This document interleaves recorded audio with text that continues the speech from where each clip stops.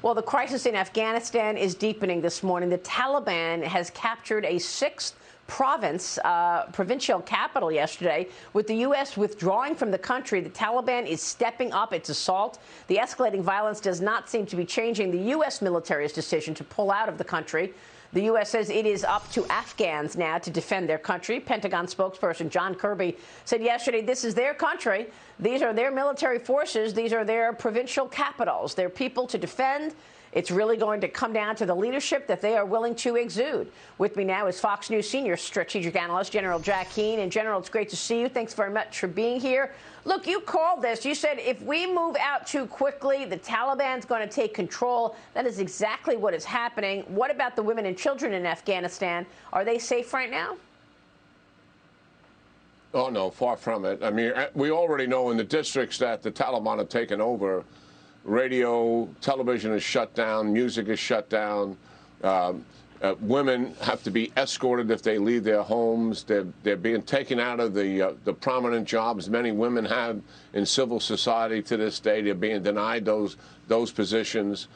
And certainly they're going to be completely covered up in their burqas as time goes on. Yes, I mean, the women's rights are going to be denied under the Taliban. And that is why every single year, in survey after survey that's been conducted for 20 years, the people of Afghanistan have rejected the Taliban to a tune of 85%. It's the most unpopular insurgency in recorded history, is what the Taliban represents when it comes to the Afghan people.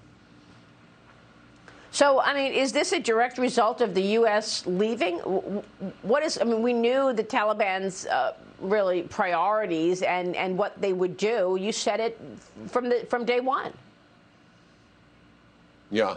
Well, I think what's really happening here is President Biden is going to come to regret this decision. Remember, he made this decision over the objections of Secretary Austin and his military field commanders, members of his national security team.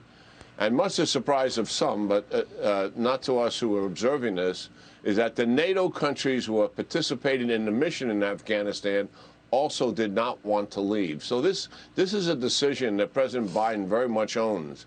But I would suggest to him that the conditions upon which he made this decision and the assumptions are no longer valid. And therefore, we need a reassessment. What am I talking about? Well, when he made the decision, he did not see that the Taliban taking over control of the country and having a bloody collapse in Kabul was imminent. But it is, in fact, indeed imminent. Things have moved much faster than anybody expected. So I think what he has to look at is two things. And these questions should have been asked before he made the decision. What do we still need to do to sustain the Afghan government? And two, what support can we provide to the security forces that we're not providing now to prevent a takeover by the Taliban of those forces? And that would, I think, kick out a number of things that we can do. One, as an example, is we can provide special forces to help with the targeting of air power.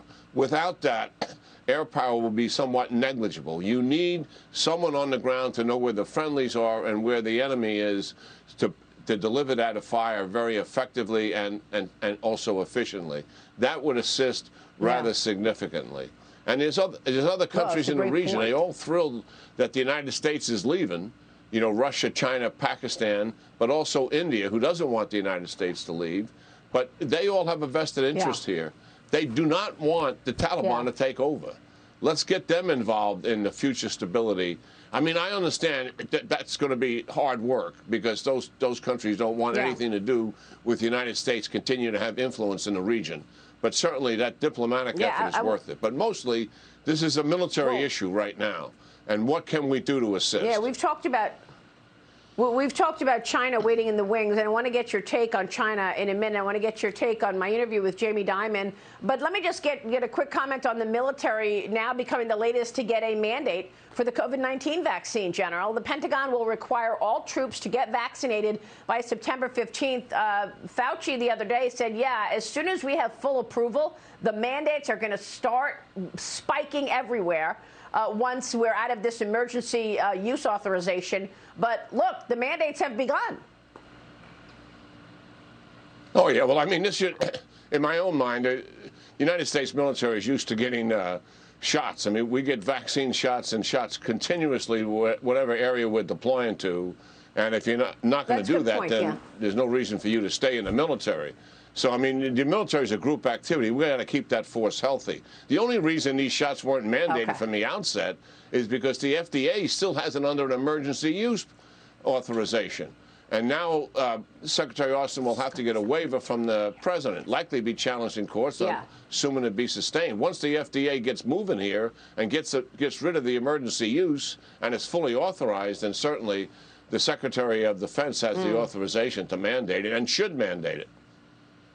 So, General, we've spoken a lot about China. You know, the U.S. says it's putting pressure on American businesses to stop importing goods from Xinjiang because of the slave labor going on there. I don't see any real policy out of this administration about that, but they say that they're pressuring business. It comes as the Senate is working on a bill that would ban imports from that region unless it can be proven that no forced labor was used. And then you've got corporate America really working with the Chinese. The CCP has given licenses to a number of financial services companies. Some people see this as a little bit of a honeypot, you know. Let's give licenses to the financial services sector so that they can help lobby for China and its interests. We forget, some forget, that this is being run by the Chinese Communist Party. Here's a soundbite from my interview with J.P. Morgan Chase CEO Jamie Dimon about doing business in China, as JPM was just granted a license to operate and own its business, the securities business in China. Here's what Jamie said. The national security issue, I think, is real. And when I said you're Jamie Dimon, I meant I know you for a long time. You're not in it just for the money. Or is it just about the money? No, of course not. I'm a patriot way before I worry about any money or anything like that, or about J.P. Morgan per se. But you should imagine that foreign policy of the United States is set by the government of the United States. If you start telling companies that they should be saying their own foreign policy, you're actually making a huge error for the United States. General, what do you make of what's going on today with corporations working with the CCP?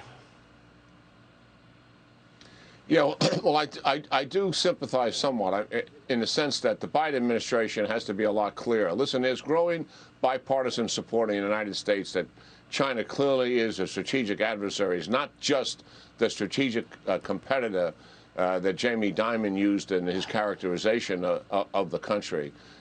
It's a known fact now, and it's not disputable, that China doesn't want coexistence. They want domination.